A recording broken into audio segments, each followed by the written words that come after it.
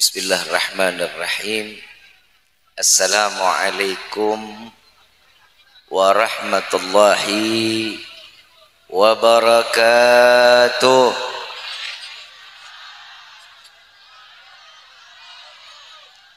Yang sama kita muliakan dan kita hormati para alim ulama, para kiai, para asatidah yang selalu kita harapkan doa serta keberkahannya.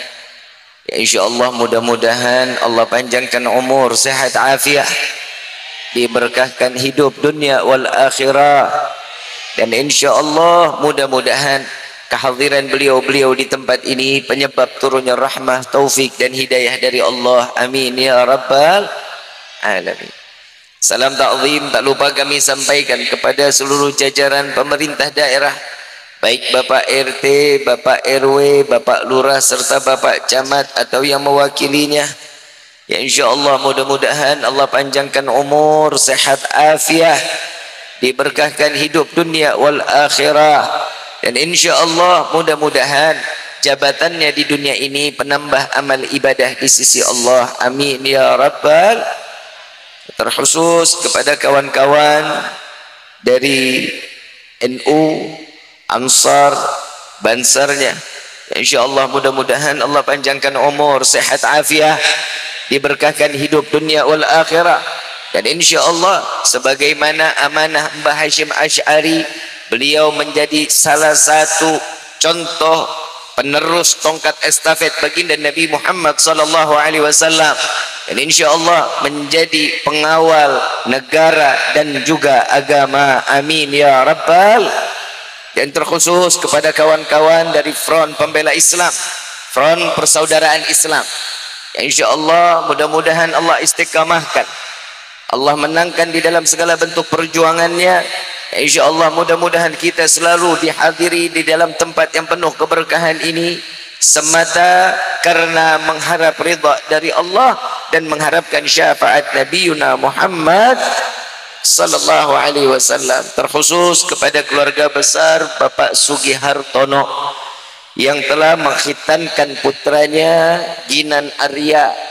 Ya insyaallah mudah-mudahan Allah jadikan keluarga yang sakinah, mawaddah warahmah, diberikan keturunan yang saleh-salehah, dan kita minta kepada Allah mudah-mudahan Ananda Ginan Allah panjangkan umurnya, dijadikan anak yang saleh, anak yang taat kepada Allah dan Rasulnya, pembela agamanya Allah subhanahu wa ta'ala, dan insya Allah menjadi anak yang dapat membawa kedua orang tua sampai ke dalam syurganya Allah. Amin ya rabbal.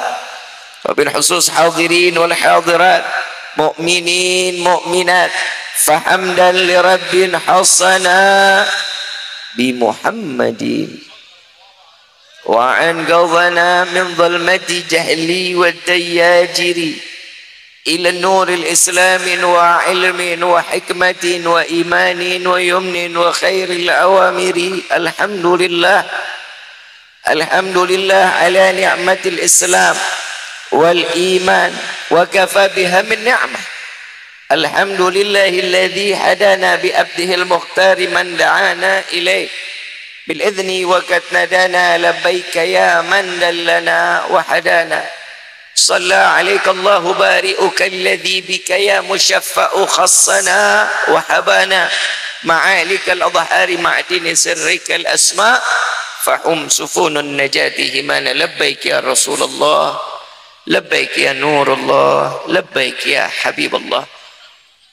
Pertama-tama limpahan puji serta syukur kita panjatkan kehadirat Allah subhanahu wa ta'ala yang maha agung, yang maha luhur, yang maha bijaksana, yang alhamdulillah di malam yang penuh dalam keberkahan dan kemuliaan ini Allah masih izinkan kita mencicipi dari sekian banyak miliar nikmat Allah berikan kepada kita, khususnya nikmat Islam, nikmat iman, nikmat sehat wal afiah, nikmat umur yang panjang. Ya insyaallah mudah-mudahan kenikmatan ini tidak Allah hapus sampai ajal menjemput kita. Dan kita juga minta kepada Allah mudah-mudahan berkah daripada acara malam ini, apabila Allah tetapkan kita di dalam ajal, Allah matikan kita dalam keadaan husnul khatimah. Amin ya rabbal Dan kita juga minta kepada Allah, mudah-mudahan tidak keluar dari majlis yang penuh keberkahan dan kemuliaan ini, melainkan semua dosa kita diampuni oleh Allah, diganti dengan pahala yang berlimpah. Allah kabulkan segala hajat dunia maupun akhirat. Doa yang selama ini kita minta maupun yang lupa kita minta, semua diijabah oleh Allah. Amin ya rabbal. Salawat beserta salam terlimpah curah keharibaan Nabi besar Muhammad sallallahu alaihi wasallam beserta keluarga, sahabat hingga umatnya sampai yaumil qiyamah. Amin ya rabbal alamin. Ayuhal hadirun jamaah rahimakumullah. Sebelum Al-Fajr memulai daripada isi tausiah di malam ini, izinkan kita sama-sama tabarruk sebagaimana para orang-orang saleh terdahulu, para kiai, para asatid setiap memulai pengajiannya selalu membawa daripada kasidah ini. Mudah-mudahan berkah daripada alim ulama kita, para kiai, para asatid, para ustaz, insyaallah mudah-mudahan malam ini kita penuh dalam keberkahannya Allah. Amin ya rabbal. Ya Rabbi bil Mustafa balligh maqasidana waghfir lana ma madha ya wasi'al karami ya Rabb.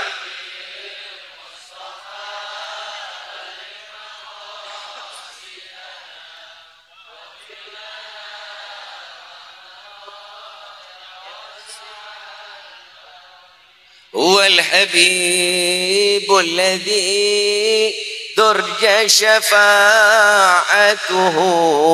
لكل هول من الأحوال مقتحم يا ربي بال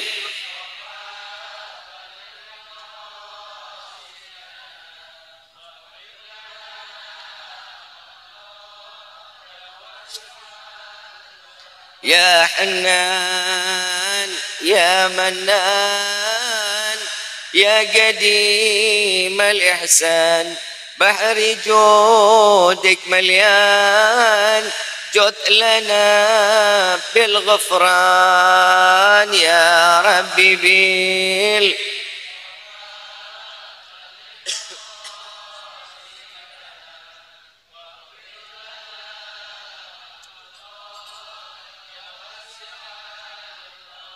جد لهذا الإنسان أبدى سوء خاديا من ذنوب وحلان وخائف خذبان يا ربي بال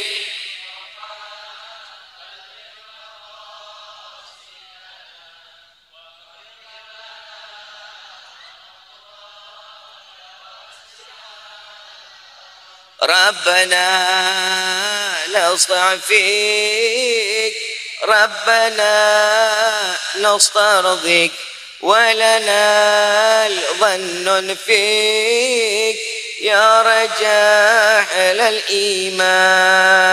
يا ربي بال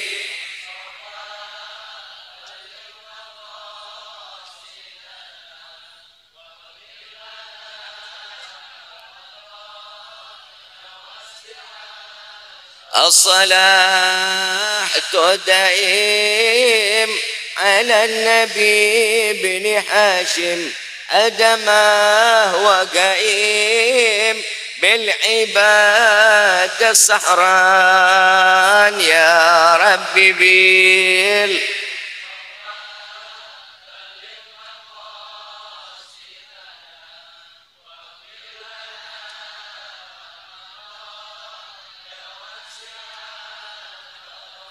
Walhamdulillahi rabbil. Ayyuhal hadirun jamaah rahimakumullah.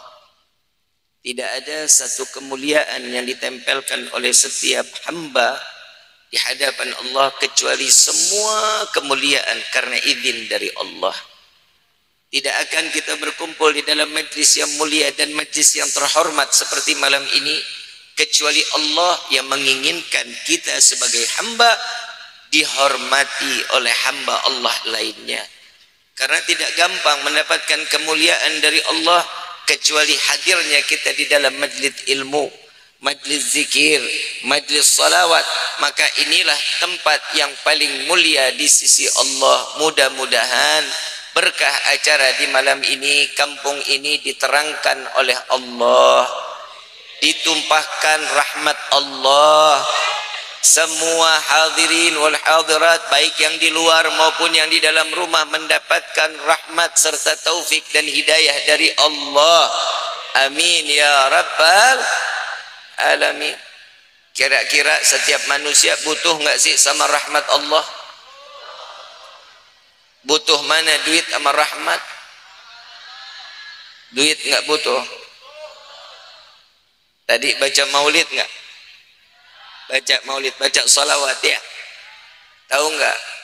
Di dalam kitab Ta'lim Muta'allim, jika seorang hamba bersolawat kepada Nabi Muhammad sallallahu alaihi wasallam, sama sebagaimana itu dinamakan berupa doa. Jika malaikat yang bersolawat kepada Nabi, itu namanya istighfar atau permohonan ampun kepada Allah. Jika Allah yang bersolawat kepada Nabi, itu namanya rahmah. Jadi kita mau nggak mau, suka nggak suka, pulang dari tempat ini semua doa kita dikabulin sama Allah. Mau nggak mau, suka nggak suka, semua dosa kita yang akan diampuni oleh Allah. Mau nggak mau, suka nggak suka, hari ini Allah tumpahkan rahmat kepada kita sehingga kita pantas mendapatkan hidayah dari Allah. Insya. Saya mau tanya, butuh nggak ampunan dosa dari Allah? Yang hadir di sini kira-kira datang ke tempat ini termasuk saya bawa dosa apa enggak ya? Banyak apa dikit? Duit bawa duit. Banyakan mana duit sama dosa? Jujur, nggak bohong, yakin. Alhamdulillah. Cuman orang sepatan banyak dosa, alhamdulillah. Orang di mana-mana mah banyak dosa, mah astagfirullah. Tapi nggak apa-apa kalau masih ngaku punya dosa kan, alhamdulillah. Kenapa? Masih punya iman. Masa di mana manusia, kadang manusia itu kita kalau bikin dosa kan gampang lupa. Tapi kalau bikin yang baik ingat terus sampai yaumil qiyamah. Iya. Betul apa enggak? Maka dari itu ayyuhal hadirun, kita berkumpul di dalam tempat ini enggak ada lain, enggak ada bukan kecuali lisan yang keluar hanya syukur kepada Allah dengan mengucapkan alhamdulillah. Atas apa? Rahmat Allah curahkan. Hidayah insyaallah Allah berikan, serta penjagaan yang Allah berikan kepada kita sehingga kita mati dalam keadaan husnul khatimah. Amin ya rabbal. Ibu bapak yang dirahmati oleh Allah, apa sih manfaat syukur? Ini kan temanya tasyakuran ya. Sahibul Hajat Pak Sugihartono ngundang kita semua semata-mata tidak lain tidak bukan untuk sama-sama bersyukur kepada Allah. Mungkin satu hari ini dari kemarin kita lupa syukur sama Allah, tapi hari ini beliau ngajak kita semuanya untuk sama-sama mengingat Allah. Kenapa? Beliau tahaddutan bi ni'mah, dengan kenikmatan yang Allah berikan kepada beliau, beliau telah mengkorbankan, ingat baik-baik, mengkorbankan putranya dan dididik putranya untuk membuang sedikit dari apa yang telah Allah ciptakan, karena di dalamnya satu ketidakmanfaatan. Khitan adalah pengorbanan, perempuan khitan juga, perempuan ada khitannya juga, tapi nggak sebagaimana laki-laki. Maka dari itu, apa manfaat khitan untuk laki-laki? Yang pertama, tidak akan pernah menyimpan sedikit pun najis. Jika dia mengeluarkan najis lalu dibasuh dengan bersih, itu jauh lebih sempurna. Kalau tidak dibuang daripada kulit tersebut, maka ini akan menjadi penyebab tersimpannya najis dan akan menjadi satu penyakit. Kira-kira Allah benar apa salah? Al-Habib Salim bin Ahmad bin Jindan, beliau dulu ini kumpul di dalam majlisnya, ada siapapun agamanya kumpul bareng-bareng. Salah satu yang tidak beriman kepada Allah, beda agama, nanya, Habib, saya mau tanya, kenapa di dalam Islam itu laki-laki kok wajib dikhitan? Padahal itu kan menyakitkan, bukankah itu zalim? Habib Salim bin Ahmad bin Jindan nggak jawab. Subhanallah, nggak berapa lama buah keluar. Ada anggur, ada jeruk, ada pisang. Ini yang non muslim mau ambil anggur, ditarik piringnya sama Habib Salim bin Ahmad bin Jindan. Mau ambil jeruk, nggak dikasih, dibuka, diambil juga. Begitu dia ambil pisang, didiemin. Begitu dia buka, Habib Salim tanya, kenapa dibuka? Makan sama kulit-kulitnya. Mana mungkin Bib, masa makan pisang sama kulit-kulitnya? Begitulah di dalam Islam, kalau ada kulitnya nggak enak katanya. Paham bang? Yang paham cuma laki-laki. Ilmu bukan. Tapi intinya di dalam syariat agar tidak menyimpan najis, agar beribadah semuanya dalam keadaan baik dan sempurna di hadapan Allah. Yang pertama, cukup mengatakan alhamdulillah dengan anugerah rahmat. Terus Allah mengajak kita kumpul di malam ini. Ada satu contoh syariat yang sekiranya syariat itu, maaf Bib, Nabi kok nggak dikhitan? Siapa bilang begitu lahir Nabi telah terkhitan? Tidak ada satupun dari Nabi yang kurang, kecuali sempurna Allah ciptakan Nabi Muhammad sallallahu alaihi wasallam. Kira-kira yang namanya syariat kan penuh sama pengorbanan ya, betul apa enggak? Baca Quran pengorbanan bukan? Pengorbanan enggak tuh? Sholat subuh pengorbanan enggak? Orang lagi enak tidur harus bangun, masuk kamar mandi, ambil wudhu dingin-dingin, harus berdiri dalam keadaan masih ngantuk. Pengorbanan apa bukan? Tapi hasil daripada pengorbanan ini akan menjadi satu pahala besar di sisi Allah. Bagaimanapun setiap hamba yang Allah minta cuma satu.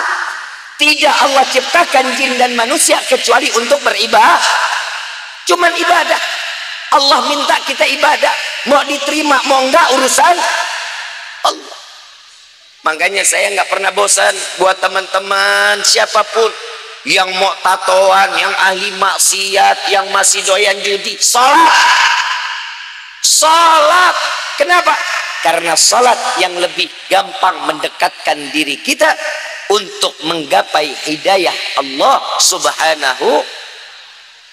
Bib, dia kan udah bikin dosa salat. Nabi kan bilang, jika kalian bermaksiat maka cepat taubat kepada Allah, dan jika kalian kembali lagi ke maksiat maka cepat kembali lagi bertaubat kepada Allah, sehingga kalian bosan bermaksiat kepada Allah, sehingga menjadi hamba yang ibadah kepada Allah. Insya Nabinya baik, Allahnya baik, terus kita mau pilih yang mana lagi? Tinggal satu, yang setiap manusia ini yang kurang syukur masalah ekonomi. Betul apa enggak? Apalagi nih emak-emak, ibu kan begitu, dikasih dikit ngamuk, dikasih banyak lupa pulang, ngayap mulu nggak pulang-pulang. Bu, ibu sayang sama suami saya, syukur nggak punya bapak? Syukur apa syukurin? Hah? Kalau saya tanya sama bapak, bapak syukur nggak punya istri model ibu? Cuma 3 orang yang jawab, sisanya sepertinya teraniaya. Bu, tanda syukur itu banyak banget Bu. Ibu cuma nerima sedikit, alhamdulillah, syukur aja kepada Allah, itu sempurna. Contoh, ibu kalau minta duit sama siapa? Sama siapa? Salah. Yang ngasih rezeki siapa? Kenapa mintanya sama suami? Kalau seandainya lipstik habis, doa kepada Allah di samping kuping suami. Ya Allah, lipstik beak. Minta sama Allah. Banyaknya ibadah seorang istri meminta kepada Allah, suami bakal ngedapetin rezeki yang berkah dan gak diduga-duga banyak. Bukan amin, jalanin. Gak ada yang ngedoain. Orang sekarang mah pengennya didoain doang, ngejalanin mah kagak. Kalau didoain, ya Allah mudah-mudahan kita semua masuk ke sorga. Aminnya doang, jalaninnya enggak. Syukur sama Allah. Pak, tahu nggak Pak? Di neraka paling banyak laki apa perempuan Pak? Wah lu giliran begini semangat amat lu. Ibu jangan kecil hati ya.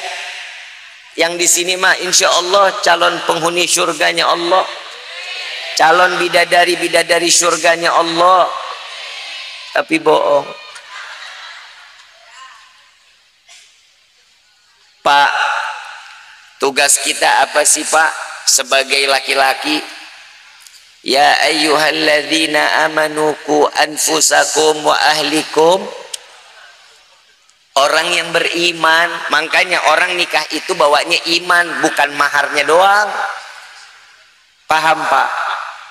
Kadang kita jadi laki-laki udah nikah sholat mah ogah, giliran belum nikah sholat sampai tengah malam, sampai jidat pindah ke belakang, minta jodoh, minta jodoh, minta jodoh. Begitu dapat jodoh lalai kepada Allah. Makanya di dalam pernikahan itu, di dalam khutbah nikah pasti ayat ini dibawa oleh khatib, pasti dibawa. Ya ayyuhalladzina amanu ittaqullaha haqqa tuqatih wa la tamutunna illa wa antum. Mengingatkan bahwa pernikahan itu wajib didasari dengan ngejalaninnya dengan sebenar-benarnya takwa kehadapan Allah. Ada orang belum nikah dekat banget sama Allah, begitu nikah jauh. Yang disunnahkan di dalam pernikahan itu saat dia menikah, jalanin kehidupannya karena Allah dan Nabi ini sempurna. Kadang kita udah ngejalanin, makanya banyak orang tua yang menyia-nyiakan rezeki Allah berikan kepada mereka berupa anak. Bu, Pak, anak rezeki bukan? Kira-kira itu anak titipan apa bukan ya? Titipan siapa? Yakin? Berarti harus dijaga benar-benar. Harus dijaga benar-benar. Yang sekarang yang nggak ada, anak lebih senang untuk urusan dunia. Ibu senang bukan main, bapak senang. Tapi urusan akhirat sabodo teuing aing mah. Pak, coba ajarin anak aja. Bapak ini cari rezeki di luar silahkan. Tapi urusan anak didik. Tanya, udah sholat apa belum? Udah baca Quran apa belum? Ibu juga begitu. Kadang bapak udah bener ngajarinnya. Ibu yang masih sayang-sayangnya banget. Maaf, na'udzubillah min dzalik. Kalau dulu, saya mau tanya nih, kita semua nih pengen gak sih masuk neraka? Mau masuk neraka? Kalau nggak mau, maaf. Kalau kita ini sebagai orang tua lebih ridho melemparkan anak ke dalam jurang api neraka. Kenapa? Maaf. Allahumma nauzubillah min dzalik, rumah kita kebakaran. Anak lagi tidur di dalam kamar. Kira-kira tuh anak diselamatin apa enggak? Diselamatin apa enggak? Pasti diselamatin. Walaupun ibu sama bapak yang terluka, yang terbakar, pasti itu anak diselamatin. Apa alasannya? Sayang, Bib. Kesian, Bib. Itu baru api dunia. Nggak ada orang tua. Tetangga bilang, Pak, Bu, tuh lihat tuh anak masih di dalam kamar. Biarin aja, stok anak saya masih banyak. Nggak ada orang tua yang begitu. Tapi di akhir zaman banyak orang tua yang melemparkan anaknya ke dalam api neraka jahanam. Kenapa? Sholat subuhnya nggak pernah mau dibangunin. Sholat zuhurnya dibiarin. Sholat asarnya dimainin. Sholat maghribnya dimasa bodohin. Sholat isyaknya malah ditidurin. Ini yang bahaya di dalam rumah tangga kita. Makanya Allah ciptain manusia ini bermacam-macam. Ibu, bapak, macam-macam orangnya. Tapi beda-beda cara pendidikan ke anak-anaknya. Anak disekolahin nggak? Dimadrasahin nggak?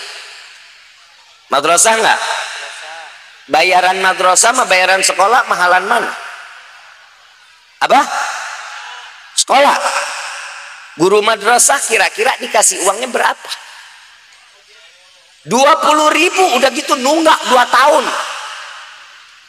Makanya lihat ustadz-ustadz sekarang kan kurus-kurus. Kesian anak dididik buat kenal Allah, kenal Nabi, dibayarin nunggak. Giliran les matematik 600.000, ayo. Les bahasa Inggris, ayo. Giliran urusan akhirat, ya Allah, ya Rahman, susahnya setengah mati. Sedangkan harapan ini anak jadi anak yang soleh.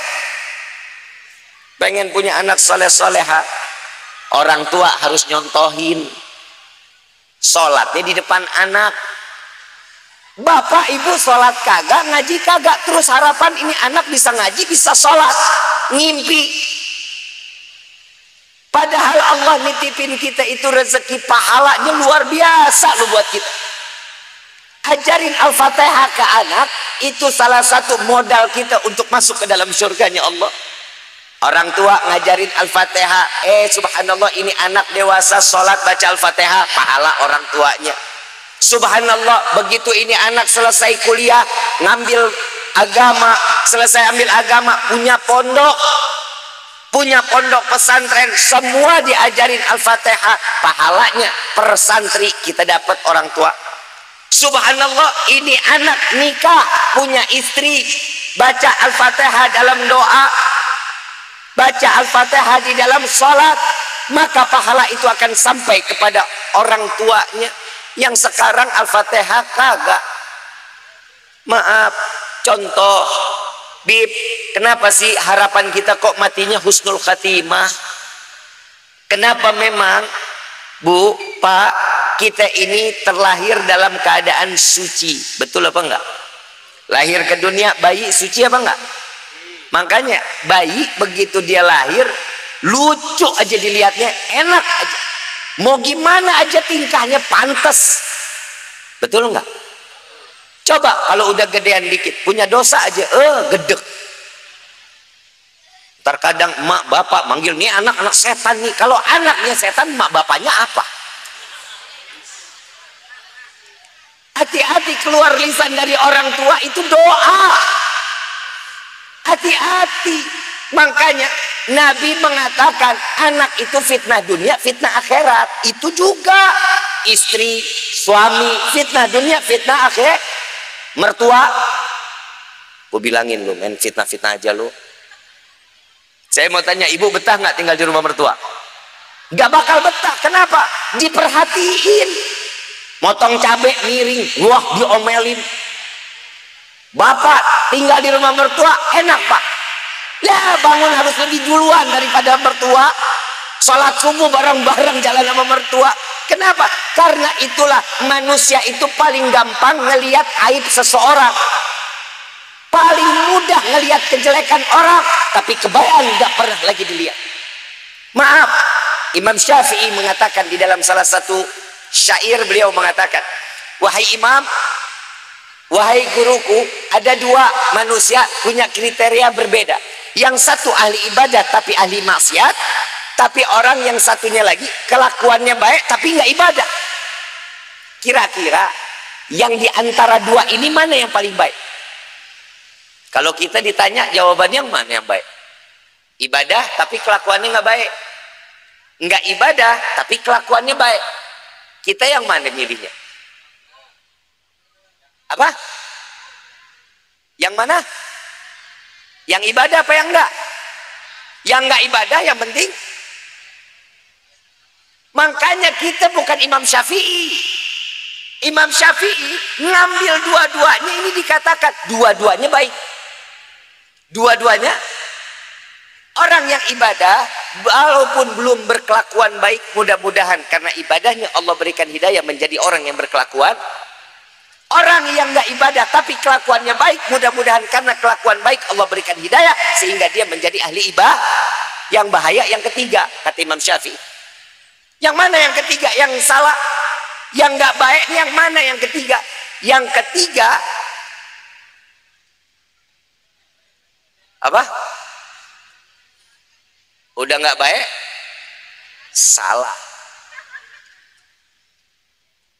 Yang bahaya kata Imam Syafi'i yang ketiga, orang lebih pandai menilai orang lain dibanding dia harus menilai dirinya sendiri. Itu yang paling bahaya. Makanya kita kalau ngelihat orang, kita tahu ini orang dulu mah ya Allah susah, dia begitu hijrah, sholat pakai koko, pakai kain, pakai peci, begitu jalan ke masjid, tumben lu. Betul nggak? Subhanallah, ada satu ibu ulang tahun nggak pernah ikut pengajian. Begitu ulang tahun suaminya ngasih cincin, ya Allah nggak gede, hadiah ulang tahun 2 gram. Begitu sampai di pengajian diajak sama temannya, dia ngikut. Ada orang yang duluan ikut ke pengajian, minta tolong ambilin air dong nak. Begitu diambilin air, karena ngasihnya pakai tangan kanan, kebetulan cincin barunya di tangan kanan. Jadi omongan berbulan-bulan itu. Pantesan ngaji memamer cincin. Tuh. Kadang manusia kan begitu. Betul apa enggak? Itu. Saya kalau maafin, saya ngomong ini kan introspeksi diri buat diri saya juga. Bukan berarti Rifki pakai imamah, pakai jubah, pakai sorban Rifki udah paling benar. Enggak. Bikin dosa masih. Kadang sholat maaf, ibu bapak, mungkin ibu bapak duluan yang masuk surga dibanding saya. Saya mau wasiat boleh apa enggak? Boleh saya berwasiat? Boleh. Bu, Pak, Bang, Dek, kalau kalian masuk surga duluan, tolong cari Rifki. Takut Rifki ada di dalam neraka. Kalau Rifki nggak ketemu di surga, tolong bilang sama Allah, ya Allah, saya kenal sama Rifki, tolong saya ingin membantu dia untuk masuk ke dalam surga bersama-sama saya. Insya nggak menutup kemungkinan orang yang di luar sana yang hari ini lagi nenggak botol bisa jadi dia duluan. Nenggak botol ya, ingat loh, nenggak botol. Bisa jadi dia duluan yang bisa masuk ke dalam surga. Yang mahal apa? Hidayah. Makanya kita kalau mau sedekah jangan milih-milih. Lagi datang lampu merah, ada orang lewat. Begitu orang lewat lagi ngamen, ngeliatan mukanya beler, dikasih duit. Jangan dikasih. Kenapa? Ntar buat mabok. Urusan dia sama Allah. Kenapa kita nggak pikir uang yang kita kasih itu buat dia makan, buat dia beli minuman yang halal, sehingga Allah pantaskan dia mendapatkan hidayah karena rezeki yang kita kasih.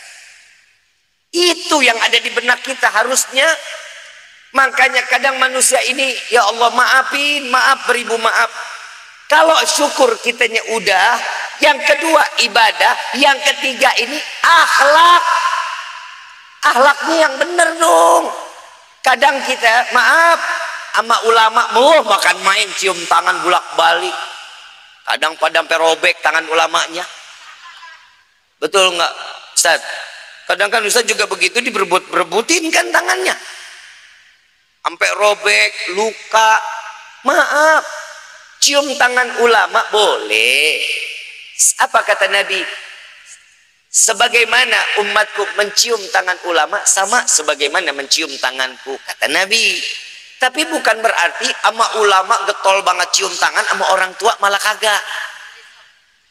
Ini macam-macam sekarang anak kita nih, maaf, cium tangan, ada yang di pipi, ada yang di jidat. Betul apa enggak?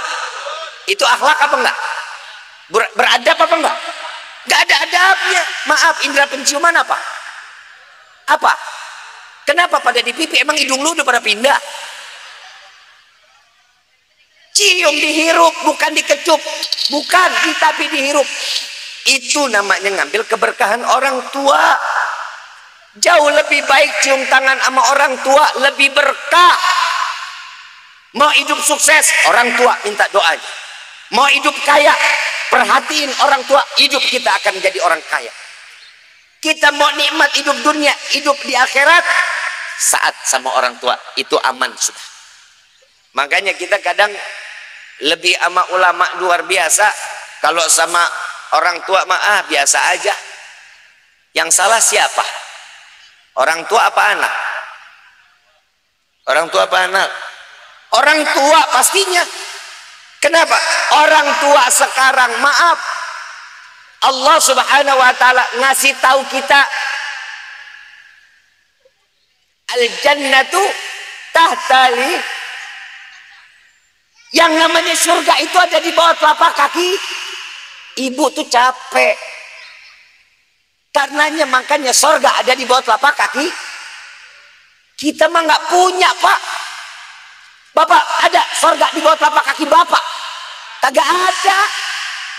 Makanya perempuan itu capek, Pak, ngurusin anak, ngejar-kejaran, kalau disuruh mandi, disuruh makan lagi lari-larian. Betul, Bu? Betul nggak? Capek kan?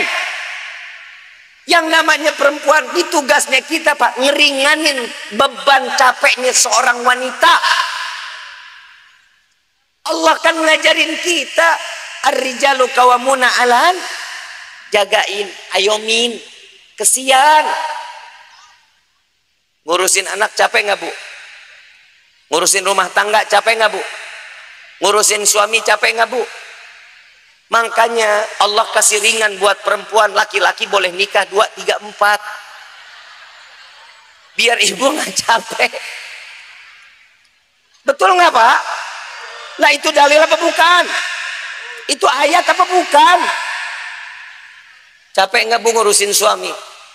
Alah, tadi bilang capek, sekarang kagak. Ibu bapak yang dirahmati oleh Allah, Allah ngasih kita nih, perempuan itu sudah ditinggikan oleh Allah. Surga ada di bawah telapak kaki. Tapi jujur, Pak, kita mah kalah, Pak, sama perempuan. Jujur, saya pribadi ya, saya nggak lihat istri saya aja capek, Pak. Capek. Waktu zaman masih anak satu, ngelihat aja capek. Belum nyuci, belum ngepel, belum dia ngejemur, belum dia nyetrika, ngurusin rumah. Kita laki, main burung. Bener gak? Kan kita laki begitu. Bu, surga di bawah telapak kaki siapa, Bu? Itu dulu. Sekarang udah enggak. Mana ada sekarang ibu-ibu pada capek ngurusin anak? Nggak ada. Yang capek mah handphone sampai panas. Bener nggak, Pak? Ngasih makan handphone, lagi dibawa kondangan rewel, nangis, kepanasan, gerak. Biar nggak rewel dikasih apa? Lagi ngobrol sama teman sampai lagi ngegibah, anak nangis, dikasih permen apa dikasih handphone? Apa alasannya anak dikasih handphone? Apa? Biar apa? Biar anteng. Saya kasih biar anak anteng. Amalan mau apa enggak? Cekek. Mana ada anak anteng, Bu? Anak kecil anteng enggak ada. Anak kecil pecicilan tuh wajar. Namanya juga anak. Otaknya cuman main. Mau diajak makan, lari-larian, wajar.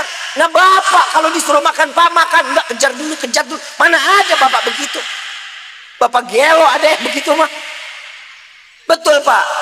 Kenapa? Karena sudah berakal. Makanya anak kecil, Bu, anak kecil, maaf, dia tidak akan pernah berhenti main kecuali dia bosan. Betul apa enggak? Dia belum bosan sama handphonenya, nggak bakal ditinggal tuh handphone. Ibu kasih makan, suapin, dikasih handphone, matanya ke tangan ibu apa ke handphone? Bener. Itu makanan habis, berhenti nggak main handphone? Terus. Bu, maaf, jangan nasi ibu taruh ke depan mulut, selop ibu kasih, insya Allah digigit sama dia. Bener Pak. Pak, yang namanya otak anak kita nih, hidupnya cuma main Pak. Sampai capek, udah bosan, baru anak laki, maaf ya, anak laki main bola dari jam 7 pagi sampai jam 5 sore, sanggup dia. Kenapa? Demen. Kalau udah bosan baru berhenti. Makanya laki-laki sama perempuan beda. Perempuan sama laki-laki beda. Cara mainnya laki-laki besot, bocor. Betul nggak? Ada perempuan yang begitu? Bengal berarti kalau ada. Pak, lihat dengkul kita. Ustadz, lihat dengkul kita. Insya Allah pernah robek. Ada bekas nggak di dengkul? Lihat anak sekarang, ada bekas dengkulnya, ada bekas. Gak ada, orang mainnya di jempol. Betul nggak? Udah dah, saya ngomong yang realitanya aja dah. Boleh ya? Kan kitanya begitu, anak sekarang mah jempol yang capek. Subhanallah, kita Pak dulu nih pasti ada belahan nih. Jahitan, wadung kita jadi laki. Makanya Allah, bu, oi, ibu. Kalau suami bangun tidur, jangan harap yang dicari ibu, jangan. Gak bakal. Laki-laki bangun tidur yang dicari benda. Yang dicari mau handphone kek, mau dia lihat motornya kek, dia mau lihat burung kek, terserah. Itu laki-laki. Kenapa? Karena otaknya ini isinya cuma pekerjaan. Perempuan beda. Dan perempuan kalau diajak ngomong banyak jawabannya dibanding satu. Kita nanya satu, jawabannya betul nggak? Bapak ngerasain nggak begitu? Itu bedanya kita sama perempuan. Kenapa?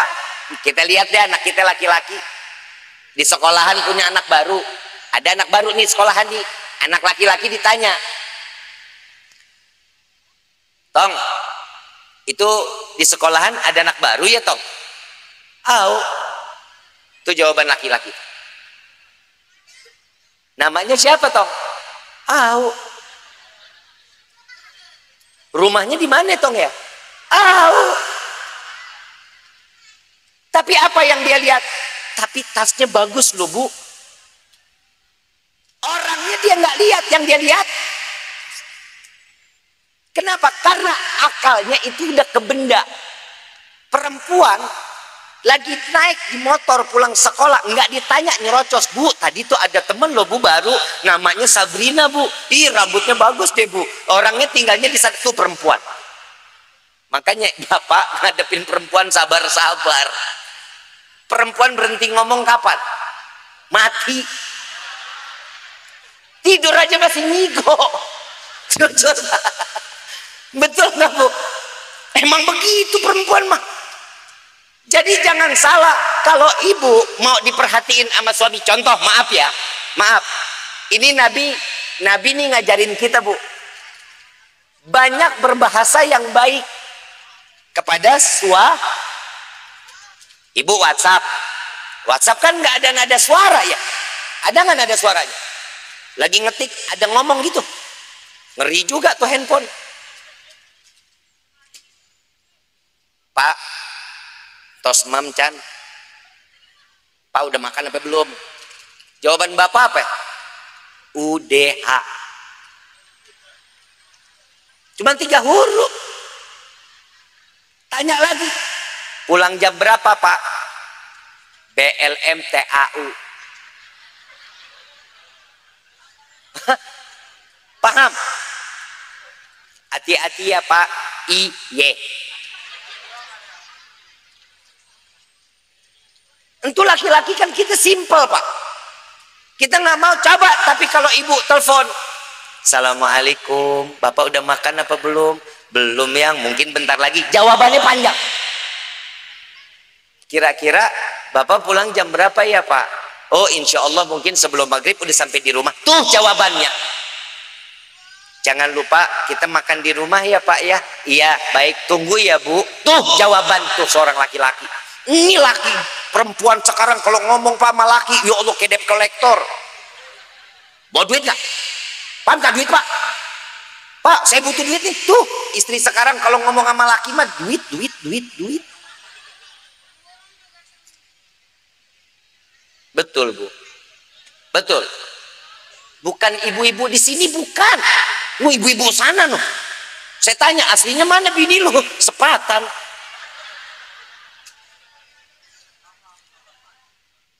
Ya bu ya, ngomong yang baik. Bapak kalau mau dipanggil baik, bapak juga harus dengan caranya dong. Panggilannya diat Nabi kalau manggil Siti Aisyah siapa? Ya Humairah yang pipinya kemerah-merahan tuh. Pengen gak bu disebut Humairah? Tuh denger pano. Ini dia bib masalahnya bib. Saya mau manggil Humairah, istri saya hitam legem. Lah kan bisa dipanggil manis, sweetie, kan bisa dipanggil begitu. Jangan udah kelihatan begitu dipanggilnya tem-tem bikin kopi tem. Apalagi dipanggil Blacky, Blacky. Kiamat kubro lu. Main manggil bini belaka Blacky aja lu. Jangan. Panggilan sayang, cinta, sweetheart, lovely, my love, kayak merek spray. Panggil yang baik-baik pak. Ya bib bagaimana bib, orang mau dipanggil baik juga susah bib, dandan aja kagak buat kita. Betul ya pak ya. Tenang, gue ngewakilin lu pak. Kalau lu kan ngomong kagak berani pak. Nah sekarang kesempatan saya nih bu. Nabi SAW di dalam hadis sahih sampai mengatakan, wahai para istri, jadilah kalian pelacur suami kalian. Pelacur. Ini maaf jangan salah kaprah. Nabi maksudnya pelacur untuk suami, bukan keluar dari sini pulang mandi dandan mangkal, bukan. Saya nggak ngajarin begitu ya. Ntar dia pulang dandan keluar pak, misi ya pak, kenapa? Mau jadi pelacur pak.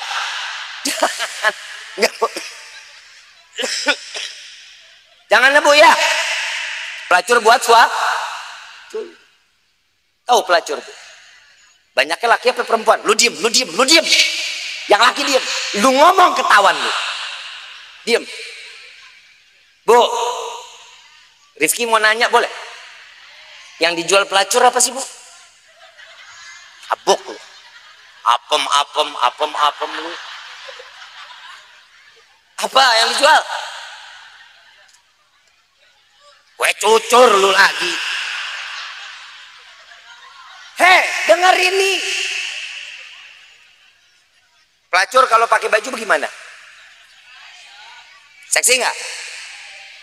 Manggil pelanggan, sayang, sini.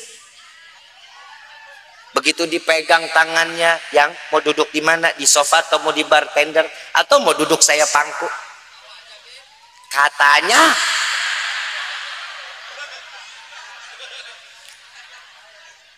yang kamu mau minum apa, panas atau dingin, atau mau dipanas dinginin.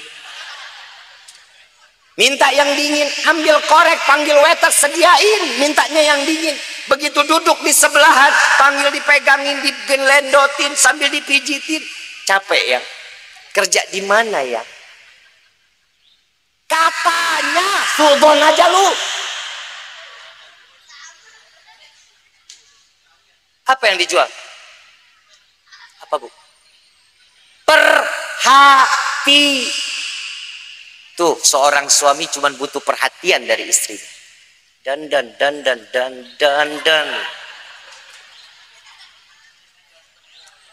Pak maaf deh pak, maaf. Kita ngelihat istri cantik senang apa enggak? Bu maaf, suami capek di luar, Suami capek, kerja capek loh, panas, kehujanan, cari rezekinya, nggak seberapa bawa pulang. Ngelihat istri dandan, itu capek ditinggal di pagar, Bu, nggak dibawa masuk. Bener nggak Pak?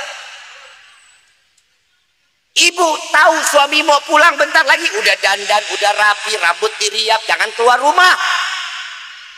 Begitu keluar, si suami datang, assalamualaikum, waalaikumsalam, buka, ngelihat istri cantik sambil cium tangan, assalamualaikum yang, masya Allah, udah sampai rumah, kibasin rambutnya. Terserah mau keluar kecoa kayak kutu kayak terserah, yang penting niat nyenengin. Mau tidur pakai, oi, saya mau, bapak terakhir ngelihat ibu nemenin bapak tidur dandan kapan? Malam pertama tahun 90. Kelewatan lu Bu loh.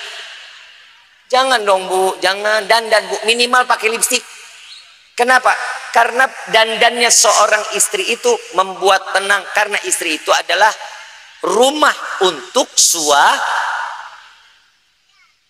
tempat curahan, duduknya nyaman. Senang Pak ngelihat istri dandan Pak buat kita. Modalin PA. Lu demen orang dandan, lu kagak modalin. Lah maaf, yang namanya lipstick aja Pixi 125. Belum lagi eyeliner itu maskara ya. Maskara itu udah 220. Belum lagi eyelinernya sekarang tuh ada yang 180, ada yang 220. Belum lagi blush on, sekarang model ada yang 80 warna Pak.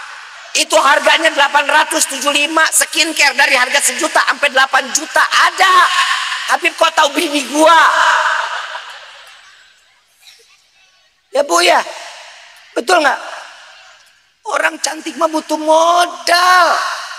Kasih, kalau nggak kalau Bu, kalau dikasihnya sedikit terima. Alhamdulillah, syukur aja sama Allah. Kenapa? Bilang, Pak, ya Allah, lipstik saya habis Pak. Maaf ya Pak, saya mungkin nggak bisa dandan dulu Pak. Oh iya nggak apa-apa, keluar duit 5.000 dari suami, ambil. Beli lipstik 5.000, duit apaan Bib 5.000? Ya maaf, jalan ke warung beli Fanta kulum-kulum. Ya kan merah-merah juga Panka. Bisa nggak cara mudah buat ngikutin senengin suami? Cara Allah, cara Nabi paling gampang. Bib, kita udah nggak punya sama sekali, nggak ada apa-apa. Amalan paling baik, berat timbangan pahalanya, tidak pakai tenaga, nggak pakai modal. Mau apa nggak Pak? Ibu mau? Giliran yang begini aja mau lu, nggak modal, nggak capek, timbangan pahala gede, mau? Senyum, cie, senyum. Minimal suami pulang senyum, jangan ditekuk 16 muka begitu. Senyum. Kenapa? Seorang mukmin memberikan senyuman sehingga orang yang ada mukmin lainnya hatinya senang karena senyumnya, pahala besar, lebih besar pahala dibanding 60 tahun ibadah kita ke hadapan Allah. Senyum, lihat orang senyum enak dilihatnya. Udah nggak punya duit, susah senyum. Ya ilah. Senyum Pak, oi, senyum ya Bu ya. Ini malam nih pulang senyum, ayah, good night. Bangun pagi, ayah, good morning. Yang makan siang udah jadi nih yang nih. Sore yang singkong ubinya udah mateng tuh. Senyum, insya Allah malamnya ibu dibawa ke rumah sakit jiwa. Lah hidup nggak pernah senyum, tiba-tiba senyum mulu. Ya Bu ya, Bu, gampang nggak kalau ngikutin caranya Rasulullah? Gampang. Lihat Siti Aisyah, lihat Siti Khadijah, dan manusia yang paling pandai bersyukur kepada Allah kecuali Nabi Muhammad SAW. Cuma Nabi kita mah nggak bisa. Ada 2 sahabat Rasulullah sallallahu alaihi wasallam datang ke rumah Siti Aisyah radhiyallahu anha wa radhaha. Tatkala beliau mengatakan assalamu alayka ya Aisyah, wa alaikassalam. Siapa? Saya sahabat-sahabat Rasulullah, ada keperluan apa? Saya ingin bertanya tentang ibadah Rasulullah yang kami tidak pernah melihatnya. Tolong jelaskan kepada kami. Siti Aisyah radhiyallahu anha waradhaha mendengar suara itu, mendengar nama Nabi Muhammad, nangis Siti Aisyah. Teringat satu peristiwa. Sampai Siti Aisyah, Rasulullah sallallahu alaihi wasallam pernah datang giliran ke rumahku, kata Siti Aisyah. Saat beliau datang ke rumahku di malam giliran untukku, tibanya Rasulullah. Setelah aku cium tangan, selesai kami berbincang, Rasulullah tanya, "Ya Aisyah, bolehkah malam ini aku pakai untuk beribadah kepada Allah?" Apa jawaban Siti Aisyah? "Silakan ya Rasulullah, aku adalah manusia yang beruntung. Engkau berada di dalam rumahku, sedangkan orang dari masyrik ilal maghrib, dari barat sampai ke timur, berbondong-bondong ingin dekat denganmu. Sedangkan engkau ada di dalam rumahku, engkau di satu kamar denganku, engkau di satu tempat untuk tidur bersamaku, engkau satu selimut denganku, dan bahkan kulitmu bersentuhan dengan kulitku ya Rasulullah. Dan jika engkau ingin dipakai untuk beribadah malam ini, maka silakan." Maka disitulah Nabi ambil wudhu, Nabi sholat 2 rakaat. Selesai 2 rakaat, Nabi lanjut lagi sholat lagi. Terus Nabi lanjut sampai terdengar Bilal dan Rabah sudah mengumandangkan salah satu waktu sebelum datangnya subuh, persiapan datangnya subuh. Maka di malam itu selesai malam untuk giliran Siti Aisyah selesai. Rasulullah diberikan waktu malamnya untuk Allah Subhanahu. Dan tanpa disadarin Siti Aisyah basah wajahnya melihat Nabi dalam keadaan menangis. Lalu beliau bertanya, "Ya Rasulullah, apa yang membuatmu di dalam setiap gerakan salatmu ada tangisan di dalamnya? Dari mulai takbiratul ihram, dari engkau ruku sampai i'tidal, juga sujud, engkau duduk, dalam setiap gerakanmu ada tangisan di dalamnya ya Rasulullah. Apa yang membuatmu menangis ya Rasulullah?" Apa jawaban Rasulullah sallallahu alaihi wasallam? "Ya Aisyah, tidakkah boleh aku menjadi hamba yang bersyukur kepada Allah?" Nabi menangis setiap malam syukur kepada Allah. Ibu bapak yang dirahmati oleh Allah, Nabi Muhammad adalah manusia yang dititipkan kunci surganya Allah. Nabi Muhammad adalah manusia yang diberikan titelnya Allah kepada Nabi. "Wa ma arsalnaka illa rahmatan." Tidak Allah ciptakan manusia bagaimana Nabi Muhammad SAW kecuali penebar kasih sayang. Titel Allah diberikan kepada Nabi Muhammad SAW. Gimana rasa malunya kita di hadapan Nabi? Kita yang susah, tiap kali nikmat Allah kasih buat kita, tapi kita nggak pernah syukur. Maka dari itu di surat Ar-Rahman, satu ayat diulang puluhan kali biar kita sadar. "Fabi ayyi ala'i rabbikuma tukadziban." Allah ngingetin kita, nikmat mana wahai hambaku yang kalian dustakan? Allah kasih semuanya buat kita. Allah berikan semuanya buat kita. Nabi Muhammad dikasih cuma-cuma untuk kita sebagai umatnya Nabi Muhammad SAW. Kenapa? Barang siapa yang mengikuti Nabi yang terutama di dalam akhlak dan di dalam adabnya, maka mereka orang yang selamat dunia akhirat. Orangnya ibadah, sering nuntut ilmu, lalu beradab, sempurna orang tersebut. Maka dari itu, kalau kita masih belum bisa buat beribadah yang betul di hadapan Allah, tolong kunci akhlak dan adab itu adalah sesuatu yang dapat mendatangkan kebaikan-kebaikan yang Allah berikan kepada kita, sehingga kita menjadi orang yang ahli taat ibadah kepada Allah. Insya ibu bapak yang dirahmati oleh Allah, mudah-mudahan apa yang disampaikan di malam ini menjadi ilmu yang bermanfaat, dan insya Allah tidak keluar dari majlis ini kecuali semua dosa kita diampuni oleh Allah. Maka kita minta kepada Allah di malam ini, yuk sama-sama kita mengangkat dua belah tangan, kita tundukkan kepala, buang keangkuhan, buang kesombongan yang ada di diri kita. Kita sebut nama Allah. Lisan yang telah lama tidak lagi pernah menyebut nama Allah, jadikan malam ini gemuruhkan, panggillah nama Allah sehingga kita pantas untuk mendapatkan hidayahnya Allah. Amin ya rabbal. Walillahi asmaul husna fatuhu biha faqulu jami'an ya Allah ya Allah ya Allah ya Allah ya Allah ya Allah ya Allah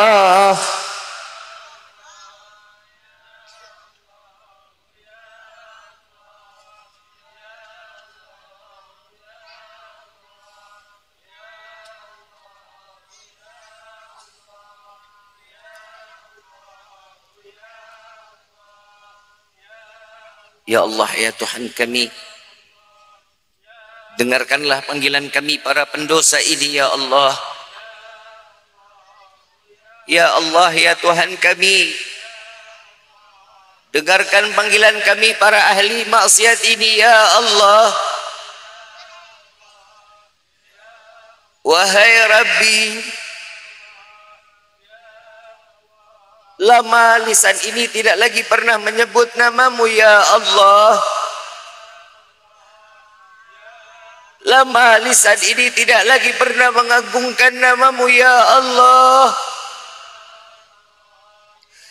Wahai Rabbi, dosa apa lisan ini ya Allah,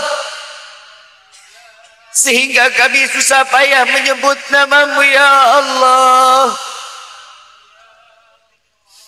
Wahai saudara-saudariku, tahukah siapa yang kalian sebut namanya di malam ini? Ia adalah Allah. Ia adalah pencipta langit dan bumi. Ia adalah yang menciptakan kita. Dia adalah yang menciptakan kedua orang tua kita. Dia adalah pemberi rezeki kepada kita. Ia adalah yang menghidupkan dan mematikan kita. Dia adalah Allah. Panggillah namanya, sebutlah namanya, rasakan getaran di dalam hati kalian tatkala kalian menyebut ya Allah, ya Allah, ya Allah, ya Allah.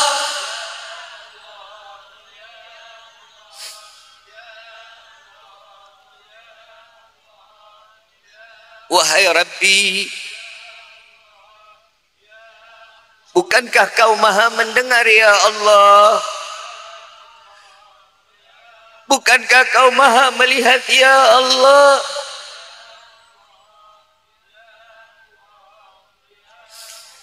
Pandanglah kami di malam ini.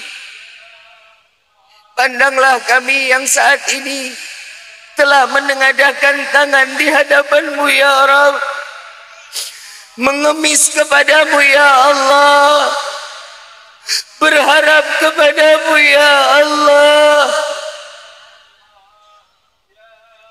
Jadikan malam ini malam taubat terakhir kami di dunia ini ya Allah. Izinkan kami merasakan nikmat di dalam ibadah di hadapan-Mu ya Allah. Wahai Rabbi, ampuni dosa kami ya Allah. Ampuni segala kekhilafan kami ya Allah. Maafkan segala bentuk tingkah laku kami di dunia ini ya Allah. Wahai Rabbi, ampuni kami ya Allah.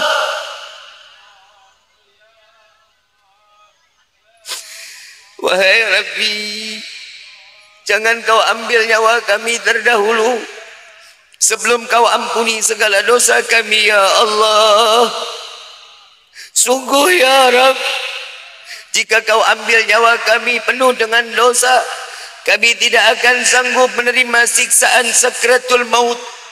Sungguh ya Allah, kami tidak akan sanggup menerima siksaan daripada alam kubur. Kami tidak akan sanggup menerima siksaan daripada padang mahsyar. Dan sungguh ya Allah, kami tidak akan sanggup menerima siksaan api neraka-Mu ya Rabb. Ampuni kami ya Allah. Maafkan kami ya Allah. Terima taubat kami di malam ini ya Allah. Ya Allah, ya Allah, ya Allah, ya Allah, ya Allah, ya Allah, ya Allah.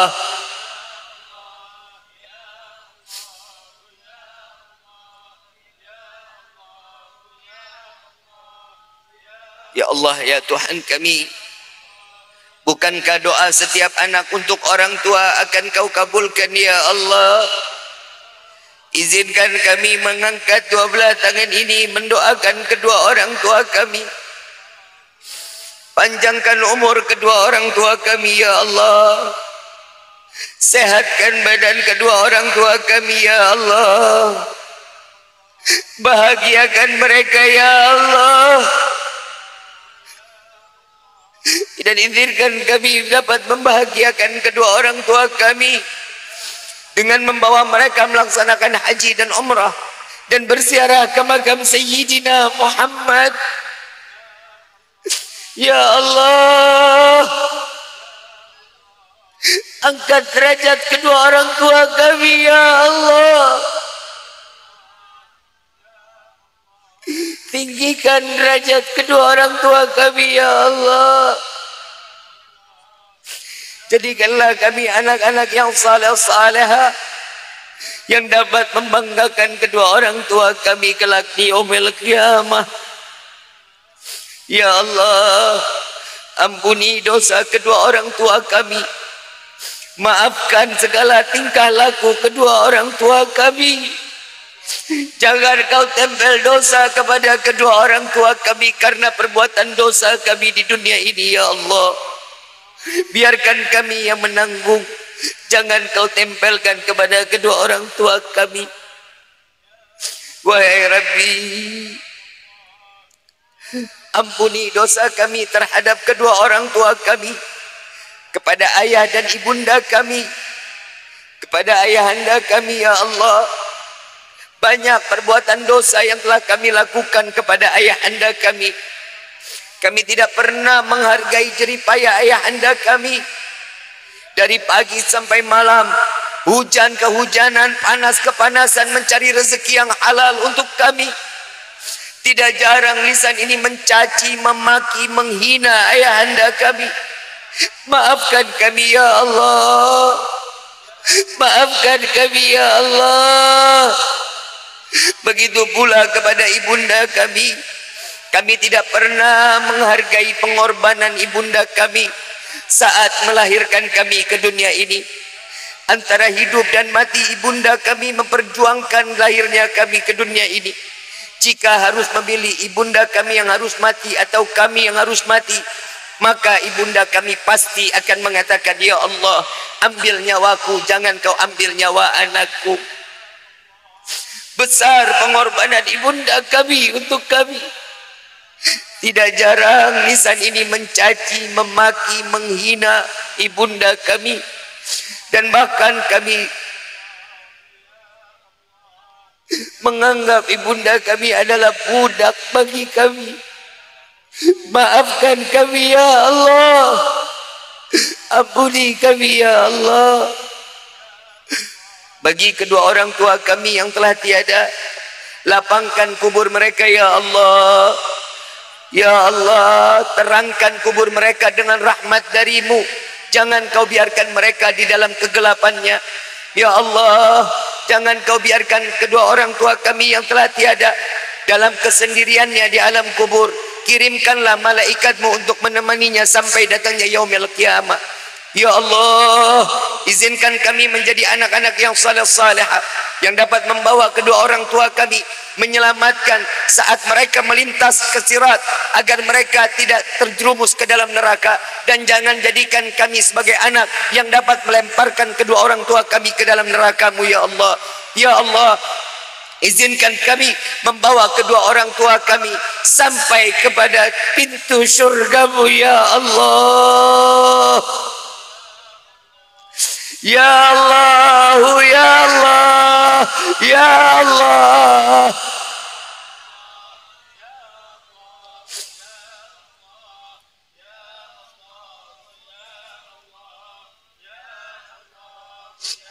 Wahai Rabbi, bukan kesenangan semata kami ingin masuk ke dalam syurga-Mu.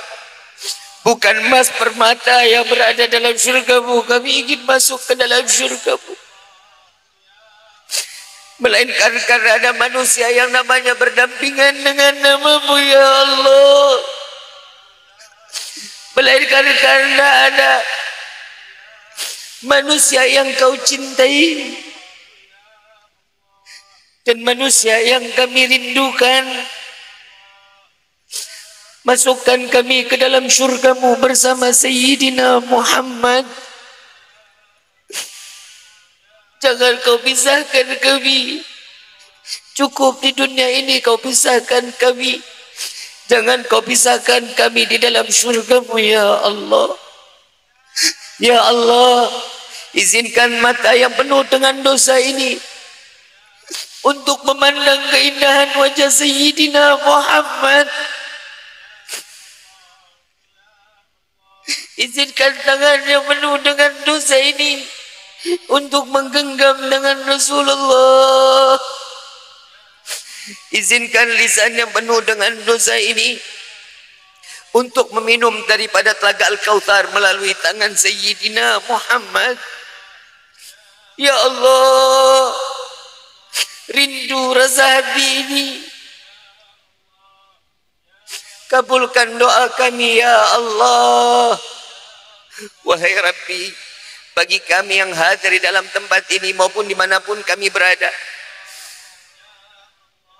berikanlah kami rezeki yang banyak, yang berkah, yang halal, yang sehingga rezeki tersebut tidak akan pernah menjadi fitnah sampai yaumil qiyamah. Ya Allah, bagi kami yang hadir di dalam tempat ini maupun dimanapun kami berada, yang kami dalam keadaan sakit, angkat penyakit kami ya Allah.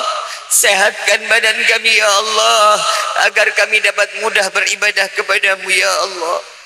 Ya Allah, ya Tuhan kami, sebagaimana kau kumpulkan kami di dunia malam ini, kumpulkan kami kelak di dalam surgamu ya Allah. Kumpulkan kami kelak di dalam surgamu ya Allah. Wahai Rabbi, jaga guru-guru kami ya Allah. Jaga para alim ulama kami ya Allah. Ya Allah,